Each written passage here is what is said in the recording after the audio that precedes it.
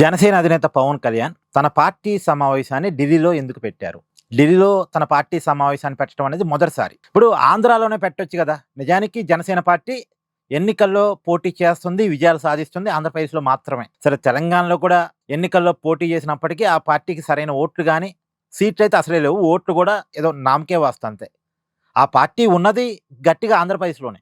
మరి ఆంధ్రప్రదేశ్‌లోనే సమావేశాన్ని పెట్టొచ్చు కదా! ఢిల్లీలో ఎందుకు పెట్టారు? అంటే దానికి కొన్ని కారణాలున్నాయి. కారణం నెంబర్ 1, తనని ఈ మధ్య కాలంలో తెలంగాణ వెళ్ళినప్పుడు తెలంగాణలో తన పార్టీ సమావేశాన్ని పెట్టుకోవాలి, తెలంగాణలో కూడా జనసేన పార్టీని విస్తరించాలి అనుకున్నప్పుడు కాంగ్రెస్ నాయకులు కొంత ఇబ్బంది పెట్టారు. కాంగ్రెస్ నాయకులు పవన్ కళ్యాణ్‌ని టార్గెట్ చేశారు. కోమటిరెడ్డి వెంకరెడ్డి కావచ్చు, పొన్నం ప్రభాకర్ కావచ్చు ఇబ్బంది పెట్టారు. పైగా కాంగ్రెస్ ప్రభుత్వం తన సభకి పర్మిషన్ ఇవ్వలేదు. కాబట్టి కాంగ్రెస్‌ని టార్గెట్ చేయటం కోసం, కాంగ్రెస్ అనేది గల్లీ పార్టీ కాదు, ఢిల్లీ పార్టీ, నేషనల్ పార్టీ. కాబట్టి ఢిల్లీ నుంచే కాంగ్రెస్‌ని టార్గెట్ చేయాలి అన్న ఉద్దేశంతోటి ఢిల్లీలో తన పార్టీ సమావేశాన్ని పెట్టారు పవన్ కళ్యాణ్. అంటే టార్గెట్ కాంగ్రెస్‌గా ఢిల్లీలో సమావేశాన్ని పెట్టారు. ఆంధ్రాలో పెడితే Andhra party, Andhra deputy CM మాట్లాడినట్టుగా ఉంటది. అదే ఢిల్లీలో పెడితే అదొక సంకేతం అనమాట. జనసేన కూడా ఒక జాతీయ పార్టీ. పవన్ కళ్యాణ్ జాతీయ భావన ఉన్నటువంటి నాయకుడు.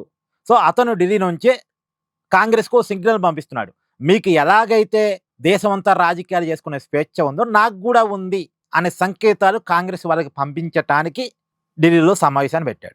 2, కాంగ్రెస్ అధినాయకత్వం అంతా ఢిల్లీలోనే ఉంటుంది. కాబట్టి వాళ్ళకి చేరాలి అంటే ఢిల్లీలోనే పెట్టాలి.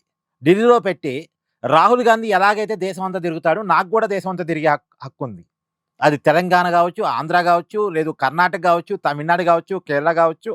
ఎలాగైతే రాహుల్ గాంధీ దేశం అంతా తిరుగుతాడో నాకు కూడా అలాగే హక్కు ఉంది. రాహుల్ గాంధీకి ఏ హక్కులైతే ఉన్నాయో నాకు కూడా అలాంటి హక్కులే ఉన్నాయి. ఇప్పుడు గతంలో ఇందిరాగాంధీ తెలంగాణలో ఎన్నికల్లో పోటీ చేశారు. మరి ఇందిరాగాంధీ తెలంగాణలో పోటీ చేయటం ఏంటి అని ఎవరు అడగలేదుగా.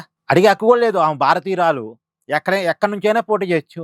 ఆమె తెలంగాణ నుంచి, మెదక్ నుంచి ఎంపిక చేసుకొని పోటీ చేశారు. అప్పుడు మెదక్ పార్లమెంట్ స్థానం నుంచి ఆమె ఎన్నికల్లో పోటీ చేసి గెలిచారు. అలాగే ఇప్పుడు రాహుల్ గాంధీ కేరళ నుంచి పోటీ చేస్తున్నారు. రాహుల్ గాంధీ కేరళ రాష్ట్రానికి సంబంధించిన వ్యక్తి కాదు, కానీ కేరళ నుంచి పోటీ చేస్తున్నారు. పోటీ చేసే హక్కు భారతీయుడిగా ఉంది కాబట్టి పోటీ చేస్తున్నారు. సరే, రాహుల్ గాంధీ ఆ స్థానానికి రాజీనామా చేస్తే ఆ స్థానంలో ప్రియాంక గాంధీ పోటీ చేస్తున్నారు. ప్రియాంక గాంధీ కూడా కేరళ కాదు, కానీ ప్రియాంక గాంధీ కేరళలో పోటీ చేస్తున్నారు వాయనాడ్ నుంచి.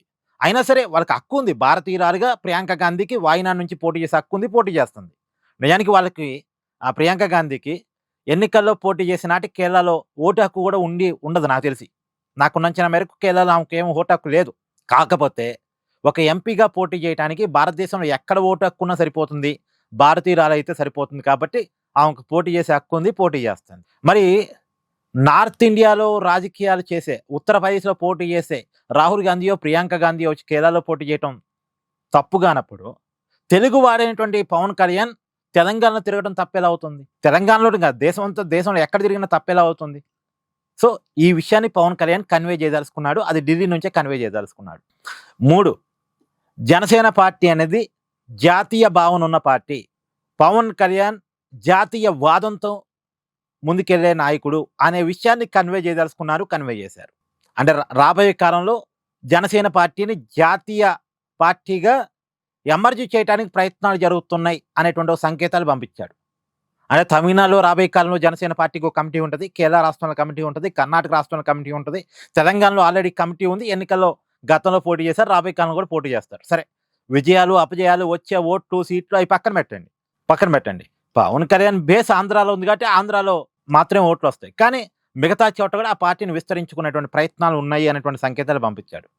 పైగా తన మీద ఆంధ్ర ముద్ర ఉంది. ఆంధ్ర ముద్ర, అప్పుడు ఆంధ్రాలో మీటింగ్ పెడితే ఆంధ్ర నాయకుడు మీటింగ్ పెట్టాడు అన్నట్టు అయిపోయేది.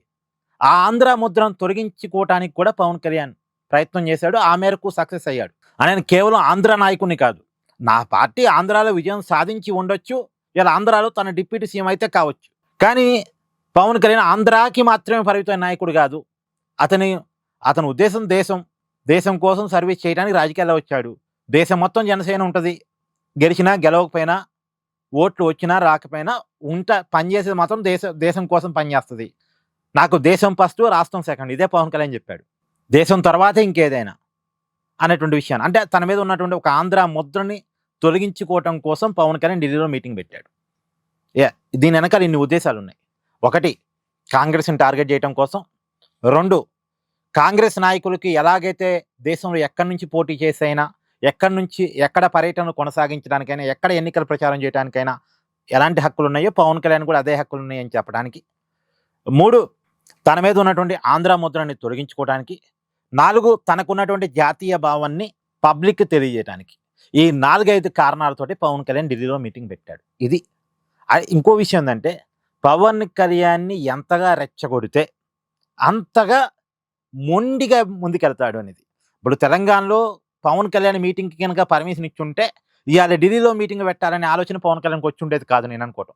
ఎప్పుడైతే తెలంగాణలో ఆయనకి పర్మిషన్ ఇవ్వలేదో అతను మరింతగా రెచ్చిపోయి అసలు నాకెందుకు పర్మిషన్ ఇవ్వరు అని చెప్పేసి ఇయాల ఢిల్లీలో మీటింగ్ పెట్టి కాంగ్రెస్ పార్టీని గట్టిగా చెడుగుడు ఆడుకునేటువంటి ప్రయత్నం చేశాడు. అది. ఏమంటారు? కామెంట్ చేయండి. Please do like, share and subscribe this channel.